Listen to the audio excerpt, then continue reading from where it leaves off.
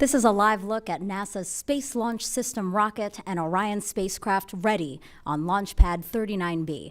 In less than 2 days, SLS will lift off from the pad and return us to the moon after almost 50 years. Good morning, and thank you so much for joining us live at Kennedy Space Center in Florida. I'm Megan Cruz with NASA Communications. Liftoff of this first uncrewed flight test is currently targeted for Monday, August 29th at 8:33 a.m. Eastern Time. As we speak, our launch team is on console, and they started the countdown around 10 this morning. This briefing is to update you all on the Artemis 1 Mission Management Team meeting that wrapped up about an hour ago. Here are today's participants. We have Mike Serafin, Artemis Mission Manager, Charlie Blackwell-Thompson, Artemis Launch Director. And joining us from Houston, we have Judd Freeling, Ascent and Entry Flight Director, and also Rick LeBrode, Lead Flight Director. Back here at Kennedy, we have Melissa Jones. She's the Recovery Director. And we have Jacob Bleacher, Chief Exploration Scientist, and also Melody Lovin, Launch Weather Officer. Thank you all for being here. Okay, we're going to start with some opening remarks from each of our guests, and then we're going to take questions from social media, also reporters in the room and over the phone. So, Mike, why don't you go ahead? All right, good morning. This morning, we activated the mission management team as part of our standard flight readiness process at launch minus 2 days. That was essentially our launch readiness review, and we talked about our setup for Monday, August the 29th, our weather, and what our just overall readiness posture is for the 2-hour launch window from 8:33 to 10:33 Eastern. Our potential outcomes on Monday are that we could go within the window or we could scrub for any number of reasons. We're not going to promise that we're going to get off on Monday. We could have weather, we could have technical issues, or we could have a range and public safety hold, and or a combination of any of those. But we do feel good about our attempt on Monday in terms of our overall setup. And we polled the mission management team today, and we're ready to proceed through the next decision gate, which is the tanking meeting that will happen late Saturday night at around 10:50 p.m. Eastern. Macro issues that we're working that came out of today's mission management team meeting pertain to just our overall readiness from a communications asset coverage standpoint.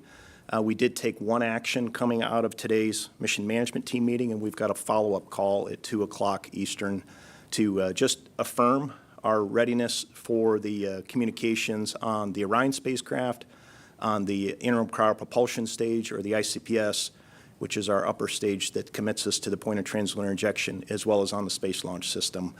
We've had a few just late changes associated with that, so we're just going to go through our communications coverage plan with a fine-tooth comb one last time to ensure that we're ready.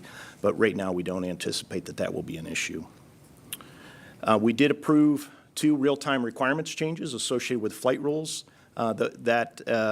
Requirements change authority transitions to the mission management team when we're activated, and those were due to largely late analysis, and that's not uncommon to have real-time requirements changes, especially in the area of flight rules before we go fly. As our 0-hour approaches for the Artemis generation, we do have a heightened sense of anticipation, and there's definitely excitement amongst the team members. We've noticed just the overall mood and focus within the team is definitely a positive one. We're mindful that this is a test flight, and we're mindful that this is a purposeful stress test of the Orion spacecraft and the Space Launch System rocket. It is a new creation. It is a new rocket and a new spacecraft to send humans to the moon on the very next flight. This is something that has not been done in over 50 years and is incredibly difficult. We will learn a great deal from the Artemis 1 test flight, and through this experience, we will change and modify anything necessary to prepare ourselves for crewed flight on the very next mission. We understand that there's a lot of excitement about this, but the team is very focused. In terms of our mission priorities, they determine our courses of action.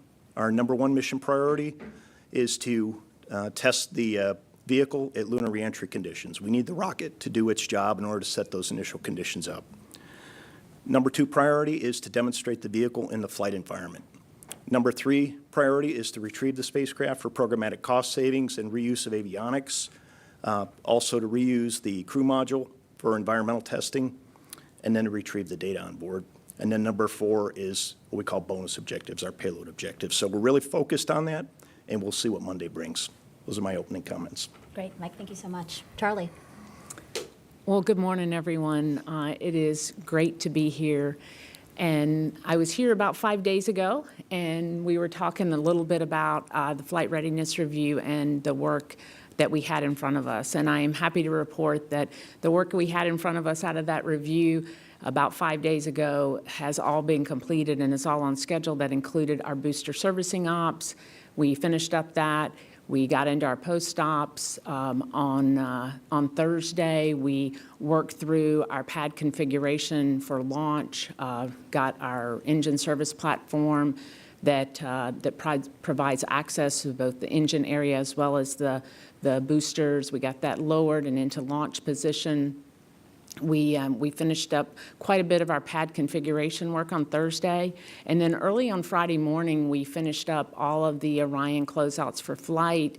The late stow was completed in the days leading up to that, and the Orion and the last hatch were closed out. So from a vehicle configuration, we're in great shape there. So all that work was completed prior to call to stations. I was in the Launch Control Center just this morning, and the team is very excited. We did complete our call to stations at right on time at 09:53, and as you know, our countdown clock is now moving. We have 2 built-in holds. We have 1 prior to tanking, and we recently increased the length of that hold to 2.5 hours, and then we have a 30-minute built-in hold prior to terminal count. So our teams came in early this morning prior to call to stations to power up the Orion spacecraft. Orion is powered, and we are going through some of our pre-checks, and we'll get into a little bit later into our comm configuration of Orion, and we have a series of tests and checkouts that we'll do as part of that. We'll also be bringing up core stage and ICPS, which is our upper stage, and configuring that for flight. And those checks will run over the next day or so.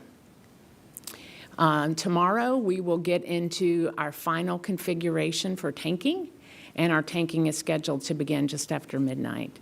So on Sunday night, just after midnight, we'll begin loading the cryogenics into the core stage. We start out with LOX, and then we move over to LH2, and then we pick up with upper stage after that. We anticipate having all stages in replenish early in the morning on Monday morning, somewhere around the 6 o'clock mark. And after that, we have about 90 minutes or so of range safety checks that we'll go through and work. We demonstrated them during wet dress, so we'll go through and do those checkouts once again. And then the countdown clock will continue to T-minus 10 minutes, where we have a 30-minute built-in hold.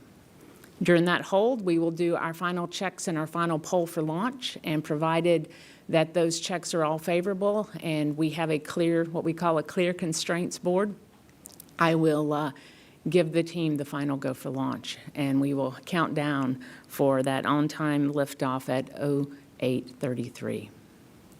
At this time, we are not, as a launch team, working any issues, any significant issues, so I'm happy to report that, and everything is proceeding on schedule.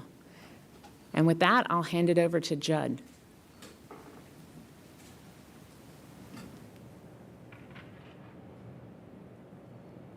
All right, thanks, Charlie. Let's see. So, assuming we launch at the open of the window at 8:33 in the morning, the vehicle will lift off at about 5.7 million pounds total weight. I'll talk a little bit more about some of the abort boundaries and milestones throughout the Ascent phase of flight.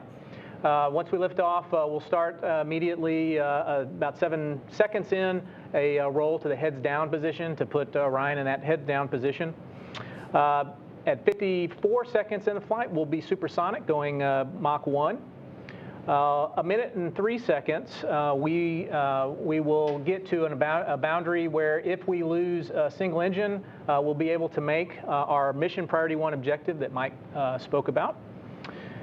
We continue on uphill, 2 minutes and 10 seconds, the solid rocket boosters will separate, and then we will start our closed loop guidance control, targeting the insertion point.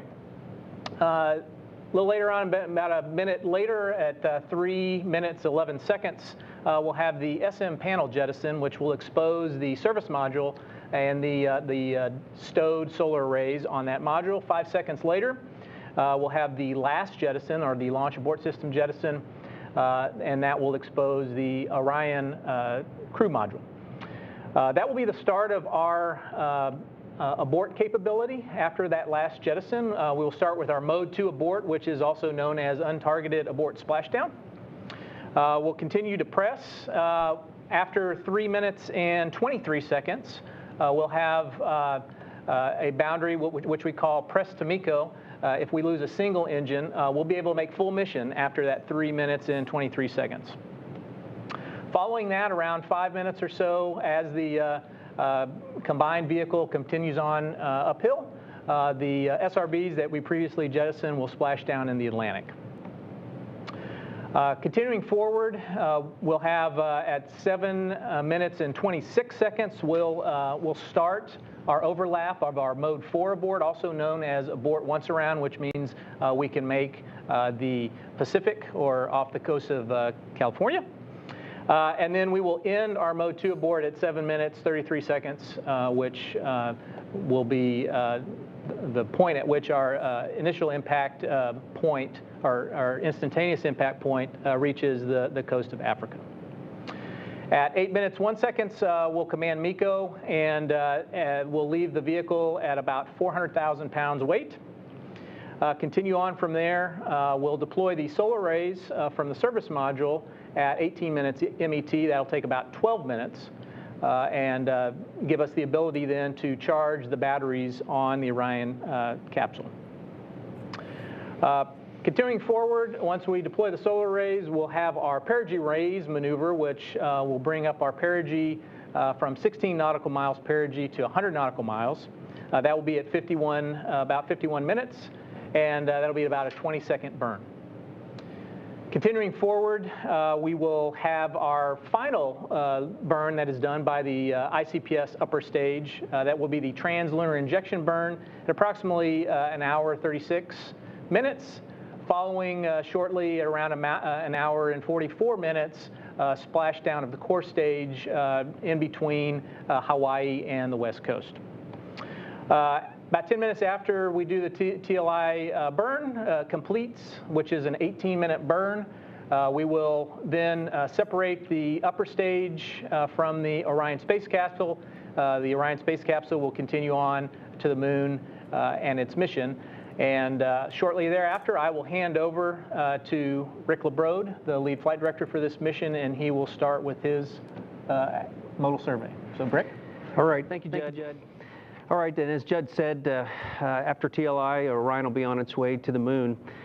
On the trip out to the moon, we're going to perform a series of small correction burns. It's just to make sure that when we encounter our first lunar encounter is going to be on target. That'll be on flight day 6.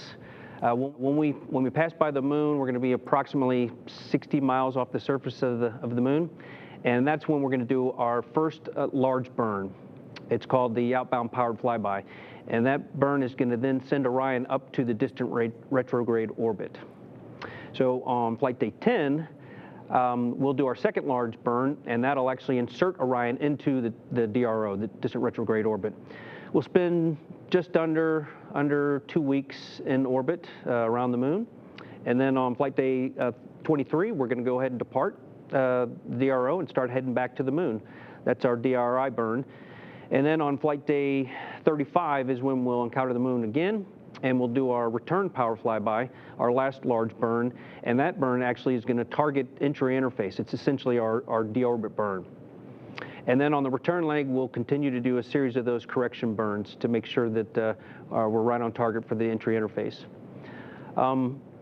Throughout the mission, we're also going to be performing a lot of checkouts and demonstrations just to get a better feel for how Orion's going to operate in that environment. Also, if at any time during the mission Orion encounters a problem, a serious problem that warrants bringing Orion home early, we can select early return trajectories. We also call them aborts. And it's really dependent on what phase of the mission we're in when that happens. On the outbound leg, we could do direct aborts, where we just turn around and come right back to the Earth.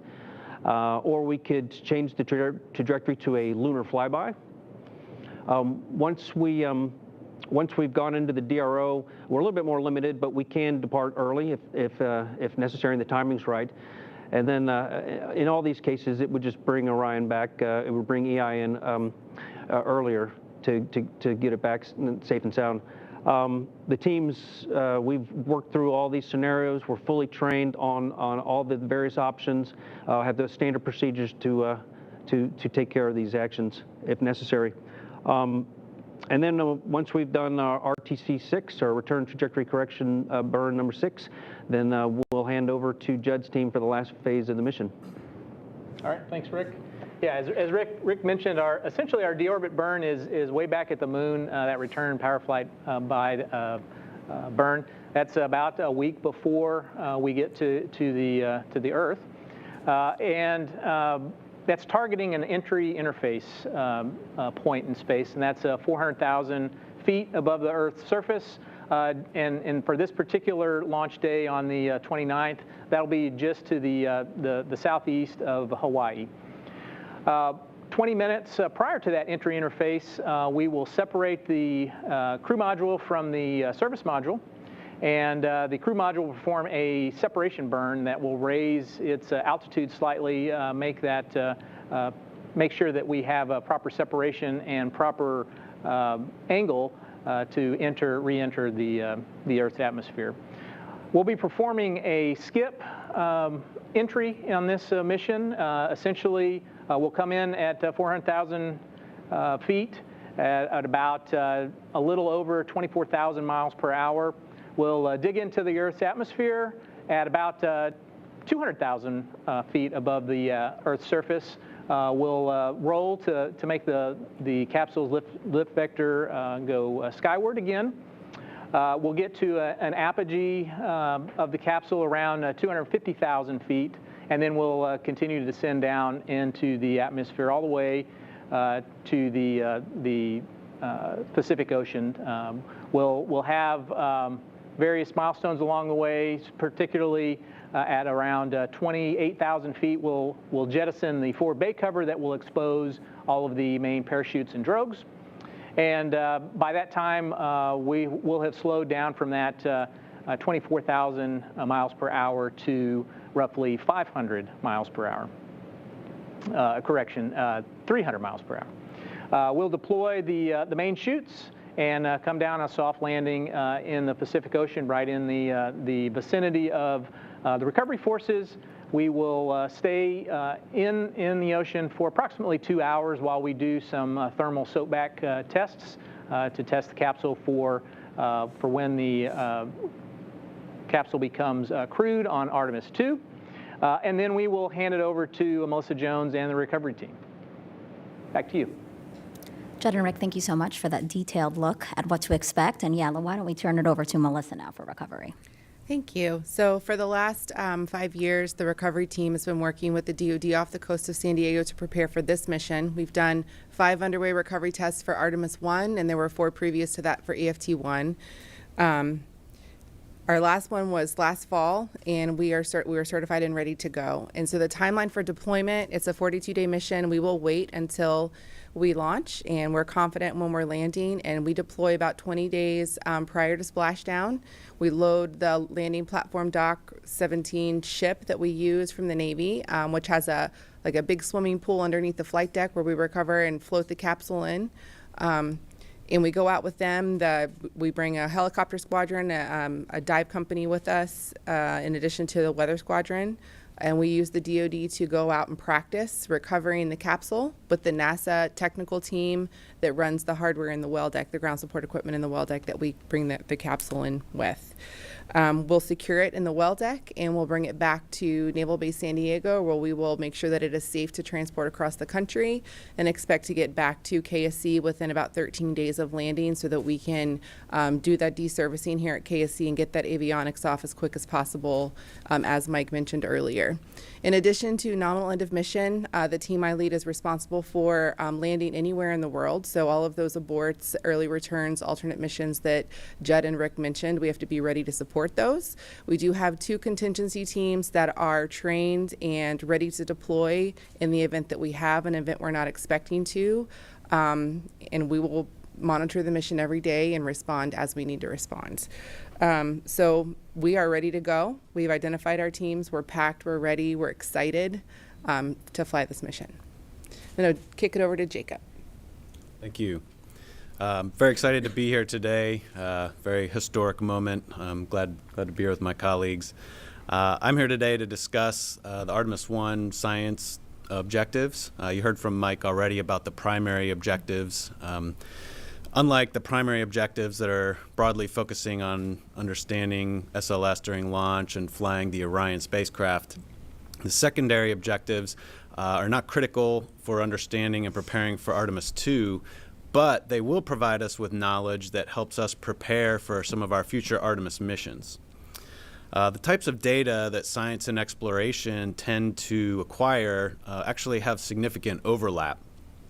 A phrase I like to use is that science is exploration's toolbox for survival. What we learn through scientific measurements tells us about the environments in which we plan to operate. This is the type of information that helps us then ultimately develop the systems, the architecture that we'll build. Likewise, for each human exploration mission, there are numerous opportunities for science to be conducted, technology demonstrations to be conducted. So it's really our job to look for and take advantage of those opportunities as best as we can, which we are doing for Artemis 1. Really, science enables exploration and exploration enables science. So the payloads and instruments on Artemis 1 reflect contributions from across our agency, including 5 international partners and partnership with academia, industry, as well as other research institutions. There are basically 2 groups of secondary payloads. We have CubeSats, which will ride along with the SLS and be deployed at several steps along the path. And then we also have activities that will be conducted within the Orion. The CubeSats, these are really kind of a low-cost, high-risk but high-reward type of activity. They're basically each their own little spacecraft, and they're roughly the size of a shoebox, not very heavy, about 25 pounds. And so unlike larger science missions, you can kind of get some targeted measurements from these. The hard part's trying to get them up into orbit. And so this is one of those opportunities that we're taking full advantage of in Artemis 1, it's riding along with the SLS. And often CubeSats go into a low Earth orbit. So in this case, we're providing a very unique opportunity for them to get farther out. So we have a series of these CubeSats. Some of them are testing technology for navigating in deep space. We even have one that's traveling farther out, going to encounter an asteroid. But some of them will be focusing more on the moon, making measurements of the moon, in fact, mapping where some of the water deposits might be. Again, this is important to us looking forward, planning future Artemis missions, understanding where some of these valuable resources are located.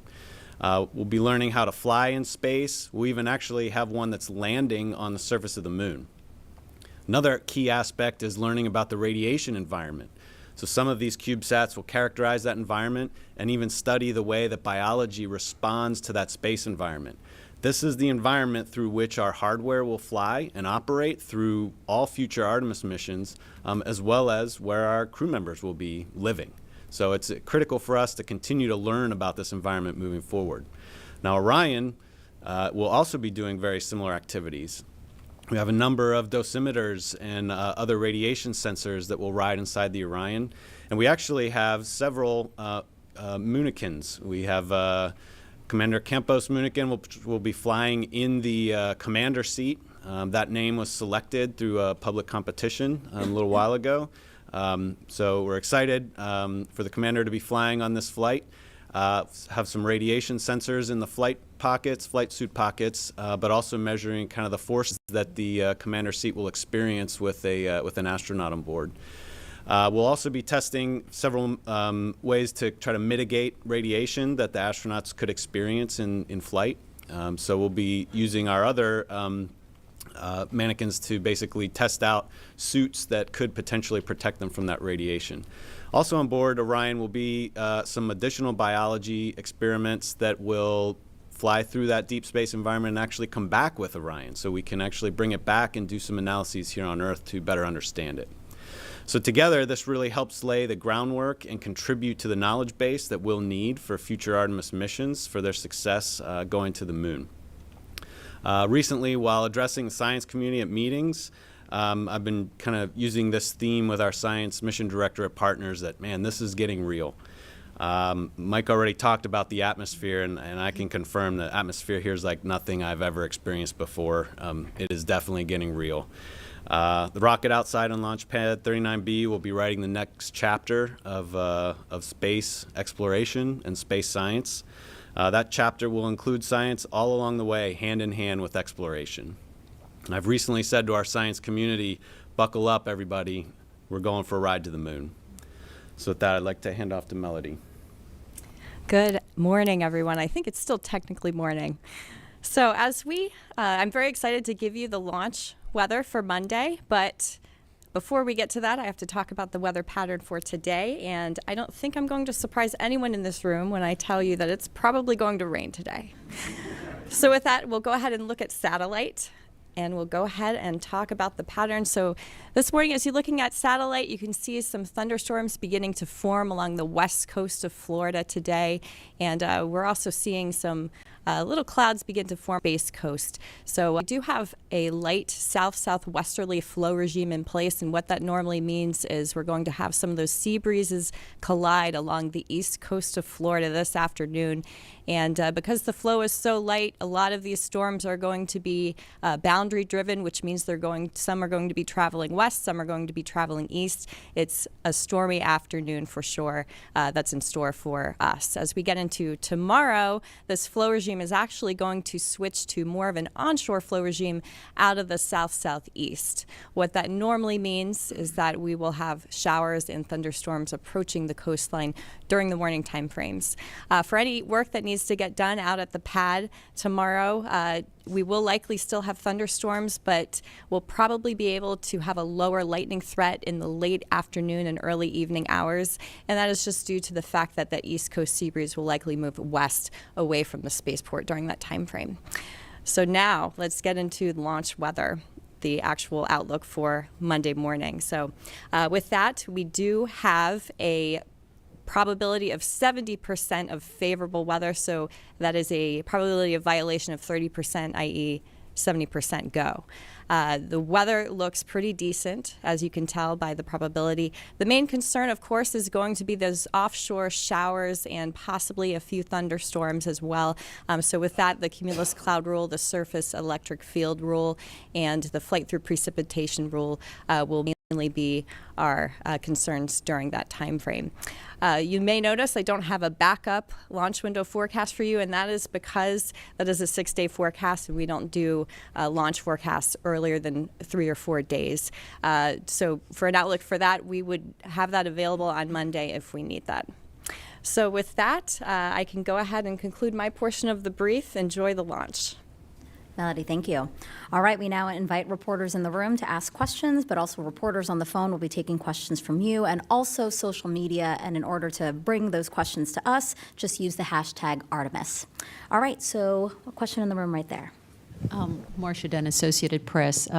Charlie, how late can you delay fueling and still make the window on Monday? And for Melissa, you mentioned that, you could be chasing this capsule anywhere around the world when it's coming back. How equipped is it to land on land versus water? And when there's a crew on board, how do you possibly deploy your crew to anywhere in the world? All right, so I'll talk about the tanking question first. We have taken all of the lessons learned from wet dress, and we did make some additional changes to the tanking timeline. You'll notice that we actually we increased that hold prior to tanking from an hour and a half to 2.5 hours, and that was to allow us to back some of the work up to align us really well for an on-time tanking. But certainly on any given day, you can have a technical issue or you could have a weather issue. We do have a 2-hour launch window. And so we have the ability to certainly, press within that 2 hours. So how late can we be? It really depends on which part of the tanking we got held up in, because, we have a sequence of how we need to go load, core stage, then upper stage. But if it was at the very beginning, I would say we have about 2 hours there and still make the end of the window. But you get more flexibility, certainly, depending on, when you actually started the tanking operations. And for the questions you asked me, so the capsule's not designed to land on land. That would be definitely the worst day for us. Unfortunately, we don't have to protect for landing anywhere in the world. Our flight ops folks have a really good understanding of where it's going to land. In fact, I could kick that over to them if they wanted to answer that. But we're looking at a low percentage for Atlantic abort and a very high percentage in the Pacific coast or Pacific Ocean between San Diego all the way to Hawaii and down to Mexico. So we focus the assets that we have in those areas, and that's where we deploy those teams. But it's going to be a real-time call based on where are we at, how far to sea are we, what assets are in that area, and what do we know about the health of the capsule. In addition to that, there's a tri-band beacon that will activate on top of the capsule. It gives us about 96 hours to find the capsule, is what we're planning for at this time. Thank you for those questions. Bill? Bill Harwood, CBS News. And Charlie, I hate to ask you this question one more time, but can you help me understand exactly when you're going to find out that 4-inch QD is actually tight? I can, Bill, and I actually brought that data because I promised it to you when we were here before, and so I wrote down the very specific times. As you know, once we get core stage in LH2, core stage into replenish, we're going to get into our kickstart bleed, and that is at 03:33 local time. So once we get core stage replenished, now of course if we end up with the tanking sliding a little bit, it'll slide accordingly. But right now, just after 3:30 in the morning, when we get into kickstart, we'll put some pressure on the tank. We'll begin that bleed process, and at that point in time is when we'll know if that QD has an issue. That's when we saw it last time.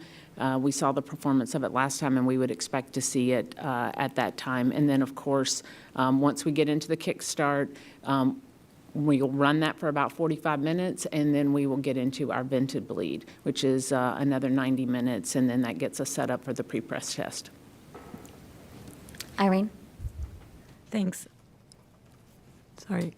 Irene Klotz with Aviation Week. I think this is probably for Mike. So PAO provided us with some of the risk assessments for the loss of vehicle, but I didn't really understand what drives the numbers aside from the launch risk and the reentry risk. And there's something in flight that seems to be the primary driver. So if you could just break that down a little bit for us. Thanks. Yeah, so the last time we talked about the loss of vehicle risk, and as I recall, the number that I wasn't ready to quote at that time is 1 in 125. And the team does what they call a probabilistic risk assessment based on the known failure modes of the individual subsystems, levels of redundancy, common cause failure, a whole host of factors, and they look at the individual flight phases, the ascent flight phase, the in-space flight phase, and then the reentry flight phase. And anything that is seen as a catastrophic cause associated with that probabilistic risk assessment goes into the assessment. And then each cause itself, whether it's number 1, number 5, number 100, is assigned a probability. And some of our top risk drivers are common to any other program out there. Micrometeoroid orbital debris is a key risk driver. The parachute system on the vehicle is a key risk driver. And we've got a couple of others that the heat shield, the reentry thermal protection system. Those are all critical systems that have to work, and those are our top drivers. Obviously, the duration of the mission affects your micrometeoroid and orbital debris risk. The longer you're up there, the longer your window of exposure is to a critical hit associated with micrometeoroid or orbital debris. Heat shield is kind of a byproduct, or there's a relationship between the thermal protection system and the orbital debris environment, specific to the back shell of Orion, not specific to the base heat shield. The base heat shield is not exposed until you get to crew and service module separation, which is only about 20 minutes prior to entry interface. So the opportunity for a micrometeoroid deploy or micrometeoroid impact is very limited associated with that. The other top risk drivers that I can think of, the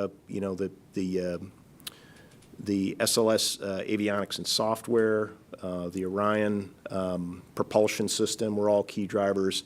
So, each of those has a different flight phase effectivity. Obviously, the SLS avionics and software only affect the launch vehicle up to the point where it's done its job. Orion has a much larger window of exposure to all of its risks. The propulsion system has to work from the point that it separates from the launch vehicle all the way to the point of entry interface. So each of those have a different ranking, and those are the top risk drivers that come to mind right now. And that's what drove that 1 in 125 number. Thank you, Mike. Right over here. Hi, Chris Gephardt with NSF for Charlie. Are there any cutouts or COLAs that you're aware of already for the count on Monday? And then in terms of the CubeSats that are on this mission, how many, you mentioned one's landing, how many are entering orbit of the moon as well? Thank you. And I'll also hand over to Judd, too, if he wants to talk a little bit about the COLAs and the cutouts. But we do have a number of cutouts in our launch window that we anticipate. We have been practicing those as part of our simulations. And while we got a report today, I haven't had a chance to look at it. But the one that I got a few days ago showed somewhere on the order of about 35 to 40 very small cutouts within the launch window. Judd, do you want to add anything to that? Yeah, Charlie, the only thing that I'd add to that is there are two flavors of cutouts that we have. We work both with the 45th Squadron and also the 18th. So we have very small cutouts for the portion of the trajectory that is just the core stage associated. So obviously once we MECO, the core stage continues to go up to a point where the 45th is still responsible for that range, and so we have those cutouts. And then we also assess the cutouts associated with the combined stack, ICPS and Orion, and those extend a little bit longer all the way up to TLI. Yeah, so we have a couple CubeSats that are actually going to go into orbit to make measurements of the South Polar region. So there are two science measurements like that. We also have several that are kind of going around the moon, but not fully staying in orbit. So it kind of depends what you mean by going into orbit. But we have several of them will go there. Again, a few of them are going off on their own pathways to make measurements, either out of the solar wind or out to another destination, like I mentioned, an asteroid. We have another question in the room, right there. Thank you. Hi, thank you. Ken Kramer, Space Up Close. I want to ask about the CubeSats, and specifically, I'm interested in the ones looking for hydrogen and water ice. Can you describe their mission a little bit? How long will they last? And will they also help NASA in the selection of the landing sites for Artemis 3 and beyond? Thank you. Yeah, so several of the CubeSats will make measurements with various instruments, neutron detectors, other spectrometers, to look at the water environment in the polar region. The reason that we're interested in the South Polar region of the moon broadly in Artemis is that we believe there to be water deposits, which would be a valuable resource to us, but also a valuable science target. This ice, potentially deposited over the history of the solar system, can give us data about how our solar system has evolved. So we're trying to understand how much is there. Is it only stuck in some of these places, these craters that never see sunlight? We typically see the concentrations there because we call them volatiles, because the solar wind would essentially strip them away, cause them to volatilize, and then they're lost. So that's why the polar region in general, the South Pole, is unique from past exploration of the moon. So these CubeSats will help us gain a better understanding of how broad those deposits are, perhaps how much might be there, how accessible it could be to us. So that's the type of measurement that's being made with these CubeSats, and they'll be doing that over periods of months as they get into an orbit, and depends how long they stay in those orbits.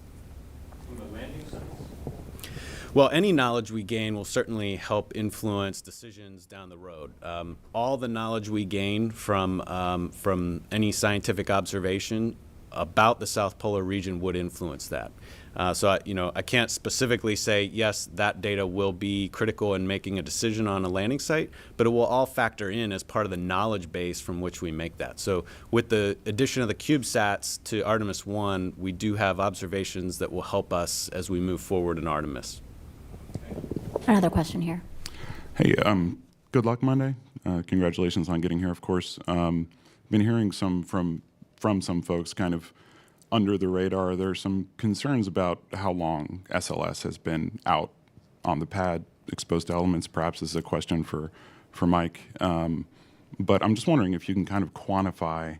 I know it was briefly mentioned at one point pushing into the fall might cause some concerns about how long SLS was out there, but at this point, how much of a concern is that related to corrosion or other elements? Thanks. Yeah, we do track what we consider to be limited lifetime items, and we've got a whole host of systems that either were previously activated or we had to be mindful of their timing relative to setting up for a launch attempt. Certainly the loading of hypergolic fuel that's used for reaction control systems is one of those items that we look at. There are a whole host of other items that we do track. None of those right now relative to the launch period that we're looking at are key risk or key concerns, and we did review those at the flight readiness review, and while we understand there's a non-zero level of risk associated with the amount of time that hardware elements from the tip of the Orion spacecraft all the way to the tail of the rocket have been out there, we've characterized that, we've been tracking it, and right now there aren't any pokeouts that we're concerned with. We have a question in the front row here. Thank you. Tarek Malik with Space.com. I think for Mike, you mentioned earlier just the nature of the test flight, that there could be weather, there could be a glitch that might cause a delay. And I'm curious what the rationale or plan is in terms of going to a backup day like September 2nd or 5th, and depending on the nature, of course, of whatever issue. Earlier in the month at the media day, there was discussion about the amount of fuel available and having to pick the 2nd or the 5th. Is that issue solved, and you can go for both of those days with enough prop to fuel the vehicle both times? Yeah. I mean, I'll take a first crack, and Charlie, you can add anything here. But we're comfortable with any of the opportunities in front of us. We do have varying launch windows depending on which day we're talking about. When we start getting to September 5th, we start having less than the full 2-hour launch window. So September 5th is about a 90-minute window, and September 6th is a 24-minute window. Otherwise, we've got 2-hour windows in front of us. In terms of why we scrubbed or what the next setup is, I really do look to Charlie and her launch operations team in terms of what the art of the possible is. And if that is a technical reason, she's going to come to us and tell us, if we need to gain access to the vehicle, what the art of the possible is. And if it was simply a scrub and need to replenish commodity, she'll tell us what the art of the possible is. I don't know, Charlie, if you have additional thoughts on that. Yeah, I think what you may be referring to is our replenishment plan. We, in the 850,000-gallon hydrogen sphere that we have out at the pad, we get one launch attempt after that. And so we do require a couple of days to go replenish hydrogen. What we will do, because we have that cutout in the launch window between the 29th and the 2nd, we will go ahead and top off both LOX and hydrogen, which really sets us up nicely for an opportunity when that window reopens on the 2nd. And then it also gives us some flexibility in the scrub because we will only need to take hydrogen after that. So while as a launch director, you always want to be, you want launch opportunities close together, but this cutout actually provides us a nice opportunity to top everything off and be in a great position to make a run at it on the second. And then certainly after that, we would only need to take hydrogen, which takes a minimum of 48 hours. Thank you for your question. Over here. Hi there, Charlie, this is for you. I'm Mary Matheson from Surround Vision, a virtual reality production studio in the UK. And I'm just really intrigued about the sort of female presence and sort of elements to this mission. I've spoken to your colleague Melissa earlier today. You know, obviously we know the name is really significant, as well as obviously the idea, the concept and the ambition of having a woman on the moon. But it feels to me that it's much stronger than that and much deeper than that within NASA and the contractors. So how sort of important is that sort of female element for you personally, and also for future generations who might be interested in getting into this kind of work? Well, first, I feel extremely blessed to be in the position to lead this launch team and to be a part of this incredible mission. There is, without a doubt, a female presence as part of this in both the leadership of this program and the operations areas, as well as the name of the program itself. I reflect on Apollo and when we went to the moon before. 50 years ago, we had on the order of one woman, certainly in the case of the Apollo 11 launch, we had one woman in the firing room of 450 men, one. And today our team is made up, our launch control team is made up of about 30%. We have just under 100 engineers that'll be in the firing room on launch day, and 30% are women. So certainly the makeup of our workforce has changed over the course of the 50 years. And it's a very special, for me, it's extremely special to be a part of this program and to be given the opportunity as the first woman launch director for NASA. A question here. Hello, this is Ada Monzon from Guapa, Puerto Rico. Congratulations to all. We feel the excitement and we thank you. I got two questions. You mentioned weather criteria, technical issues that may delay the launch, but also you mentioned public safety. What do you refer about that? And then for the meteorology side, how do you coordinate with the National Hurricane Center, especially since the September 2nd and 5th window, we might have a closed system near the East Coast? Thank you. I'll take the public safety, and you can take the weather one? Okay. So in terms of public safety, there's a couple of facets that our colleagues at the Eastern Range look at, and they have to do with basically if you have a bad day scenario and either the vehicle has a catastrophic event on the pad surface or while it's in flight, what the consequences are. So there are keep-out zones established, whether they're people observing that are not designated as mission critical, and then there are hazard control areas, and Charlie controls those operationally from the firing room. Should we need to send people into those areas, but she knows specifically who those people are and what tasks they're going to perform, and the public is not a part of those hazard control areas. But then also you got to look at the downstream trajectory of the vehicle as it heads uphill, and what that means to any land that you might overfly or water that you overfly. And we do have a variable azimuth on this vehicle, which actually, depending on the time you launch, the trajectory is adjusted ever so slightly. So we provide all of that trajectory information to our range counterparts, and they assess the likelihood of what they call an expectation of casualty associated with known population densities downstream of that launch site for the trajectory that you're going to fly. So that is what we refer to as just general public safety. Should somebody incur in those keep-out zones, we could actually hold the launch for that, and we don't want to do that, right? So we have what are called notice to airmen, or notice to air missions now, and then notice to mariners that are issued prior to launch, and anybody that is flying an aircraft or on a boat downrange or in the exclusion zone needs to be aware of that, and that's how we manage it publicly. In addition to controlling where visitors and guests are, either on the Kennedy Space Center or nearby areas. So that's what we mean when we generically talk about public safety. But there is a long and robust process that is put in place that is tailored to the vehicle and the amount of propellant on board and the trajectory that it's going to fly.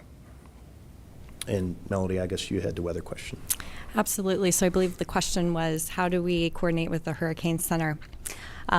We are completely following the Hurricane Center. It is their forecast. The National Hurricane Center is the expert on forecasting any kind of tropical system. We take their forecasts and we follow it to the T. We are always watching the changing outlook and the forecast, and their broad outlooks of 2 to 5 days are produced every 6 hours. Every morning I brief Charlie about the outlook so that you can be assured that the team is well prepared for any tropical threats that may approach us. As far as the backup launch window, you're right that we are absolutely climbing the peak of hurricane season.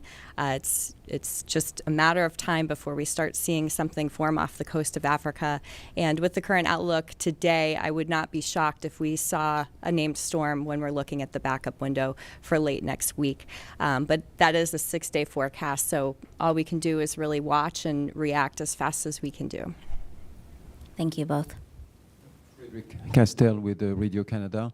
Can you sum up the major differences with Artemis 2 in terms of countdown and criteria, please? Let's see, I'll take a crack at that one, and Rick or Judd, you can add anything if you want. But certainly the countdown itself would be very similar in terms of getting the vehicle powered up and fueled. The main difference is we'll have the crew wake up and get suited and then send them out to the pad, and then we'll have to get into hatch closure and then and ensure that their comm is working, their suits are pressurized, the side hatch seals properly, and that happens relatively late in the countdown. I know Rick or Judd, if you have anything to add to that one. Yeah, Mike, as far as the actual mission for Artemis 2, the trajectory will look quite a bit different than Artemis 1. For that one, the ICPS actually, instead of doing the full TLI maneuver, will just put us in a really highly elliptical orbit while we do checkouts of the environmental systems for the crew. That's for about 24 hours. And then the Orion OMS engine will actually finish the translunar injection burn that day later after doing the environmental checkouts. The trajectory to the moon is just going to be a lunar flyby, so we'll go around the moon, come back, and it'll be a much shorter amount of time than Artemis 1. Back to you. All right, there's quite a number of hands in the room. I'm going to try to get to people we haven't gotten to before, and then I'll go back for some second questions. So I believe you haven't gotten yet. Yeah, Stephen Clark, Spaceflight Now. I think my question's probably for Judd Freeling in Houston. You talked about the abort modes for this particular mission, and I know you don't have an active launch abort motor. Can you maybe go in a little more detail and just clarify a couple of things? You mentioned at 63 seconds you have an abort mode where you could get the priority 1 objectives. What does that mean? And then once the LAS is off the vehicle, can you just go through those modes again, like what the untargeted splashdown means? And I know Preston Miko at that point, I think you said you could go to get the full mission at that point if you lost an engine. Just want to confirm all that stuff. Thanks. That's a great question, great clarification. So once we get to the minute and 3 seconds or 63 seconds, we have the ability to complete the mission priority 1 objective. And really what that means is We likely will not have enough performance to do the full mission, in other words, go to the DRO, but we will have enough performance between the ICPS upper stage and adding additional energy from the Orion engines to make essentially either a highly elliptical orbit that will still get us the lunar entry speeds, or potentially we could do lunar flyby, much like the mission that we're planning for Artemis 2. As far as the abort modes, untargeted splash after the last jettisons, what that really means is, should we have a catastrophic failure on the vehicle or something that causes us to have to abort, the service module and the crew module separate from the upper stage and then perform a separation burn, and then essentially the reorient itself does a crew module and service module separation, and then the crew module gets in the proper orientation for an unguided splashdown in the Atlantic undershoots. Certainly, when we get past the press boundary at approximately 3 minutes and 23 seconds, the press to MECO boundary, essentially we can do a completely nominal mission. The 3 remaining engines would burn slightly longer than they normally would be for that 8 minutes, so probably another minute or 2 longer. And then at that point, the core stage has done its job, actually, and it has put the Orion and the upper stage in the proper orbit to continue a nominal mission. Okay, right here. Hi, Lucie Aubourg for AFP News Agency. Just a quick question on the boosters, the solid boosters. Are they retrieved? Will they be reused? And I think it's not the case, so why not? So the boosters are not reused on this flight, and that is a purposeful performance decision. We wanted to take out the recovery-related equipment. There's mass associated with having attach points, as well as the parachute mechanisms and parachute systems. That is performance that we basically would take away from our ability to send crew and cargo to the moon. So, you know, we made a conscious decision to not recover the boosters in the interest of vehicle performance. Okay, we actually have a question from social, so let's get that one. Hey, thanks so much. We've got a question from Jay on Twitter. When does the Orion spacecraft switch to the Deep Space Network? I believe that's a question for Judd or Rick. Yeah, I'll take that one. So after that translunar injection burn, and we pull, that'll send us up above the TDRS satellite constellation, and it'll be at that time. It's the exact time is, you know, Judd, by any chance? I'll have to get the exact time, but it's right after TLI, which is a little over an hour and a half into the mission. Okay, we have our first phone question. This is Jim McKenna from Aerospace Tech Review. Hi, Jim. Thank you. Can you hear me? Yes, we can hear you. Okay, this is for Judd. With regards to the untargeted splash abort mode, is there a capability to destroy the crew module if for some reason its flight down to the Atlantic becomes unpredictable?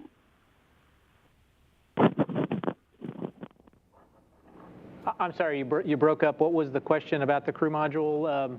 Is there a possibility to do what? With regards to the untargeted splash mode, do you have the ability to destroy the crew module if its flight down to the ocean becomes unpredictable? No, we don't have that capability. So we do expect the chutes to come out and to glide the crew module to a safe splashdown in the water. Thank you for that question. Any new hands in the room? All right, let's go. Yeah, guy in the purple shirt. Jeff Faust of Space News. Launch criteria question. We've talked a lot about terrestrial weather. What space weather criteria do you have? I know we're entering an era of increased solar activity, and what would be a constraint to launch in that case? We're primarily concerned with protons from the sun. So that's our only space criteria at this point in time. Right there. Thank you.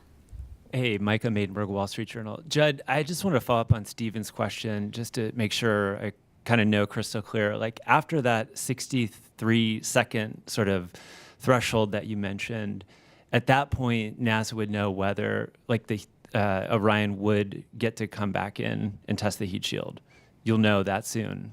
That's how I understood your answer to Stephen's question. Is that right?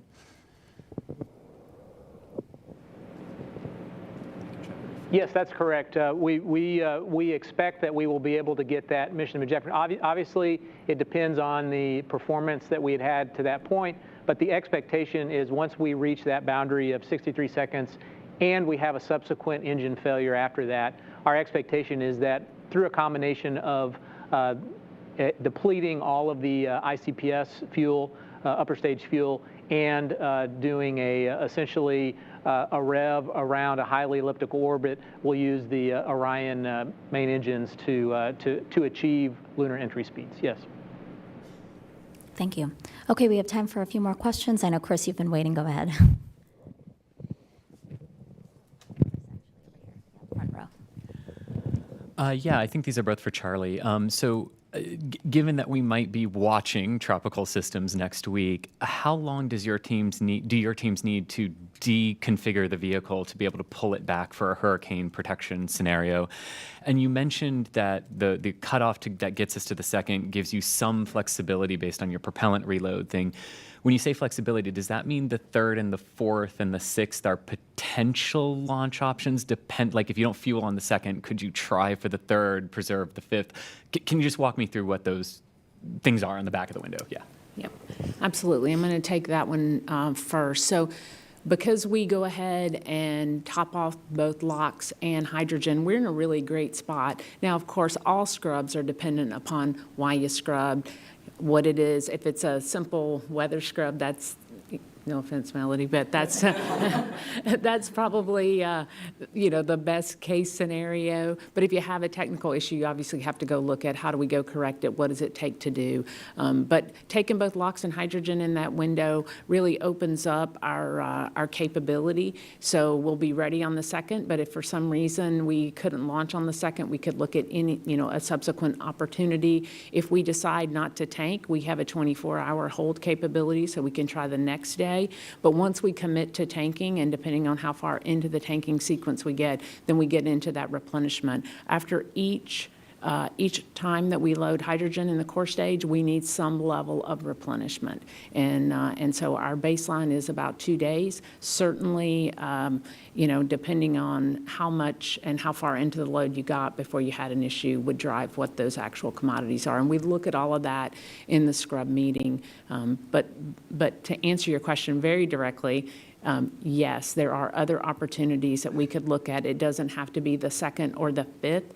It really depends on why we scrubbed and what kind of issue we're looking at.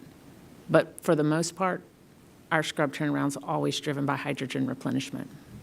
And what was the first part of your question again? I'm sorry. If we got into a situation where you needed to roll back for hurricane protection, yes. How long do you need to deconfigure the vehicle to pull it We back? need about 3.5 days. And so we look at the weather every day, look at the tropics. And certainly when I say we have about 3.5 days of work to go do, more is better. That's probably, the streamlined case. And then of course we also have to look at, when we expect local weather to impact here and then back up from that, because we, have a workforce that we have to release and allow them to get home and do their own securing. So we look at it very closely, but it is about 3.5 days, very full days of work to get deconfigured and ready to roll. Bill, and then Irene, and then another new hand here. Bill Harwood again. Two very quick questions for Judd Freeling. Again, following up on Stephen's question, is there any scenario where you could lose 2 engines and still get any mission at all going uphill? And the second question, When you dip into the atmosphere during the skip reentry, and you might have said this and I just missed it, from 400,000 feet, how deep do you go before you come back up and then resume the descent? Thanks. All right, thanks, Bill.